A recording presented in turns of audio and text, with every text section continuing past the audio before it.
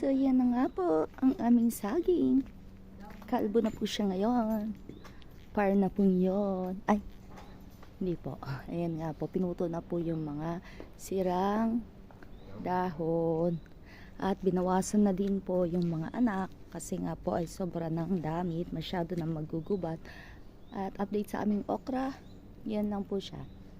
At saka yun, hindi na din po naalagaan. Ganyan po ka-busy ang aming life. At ayan na po. May mga dahon pa din naman pong natitira na mga buo. Yung mga buo na lang yung tinira. At yan, may mga bago naman siyang sumusuloy. So yan na lang muna po for today. And thank you po for always watching and for always supporting me sa aking mga videos. And ayan po, yung aming lemon na wala pa din pong bunga. Pero yan, meron pa din naman po doon sa likod na may lemon din kami doon. Kaya lang wala pa din siyang bunga. Malago lang siya. So baka kailangan ng fertilizer.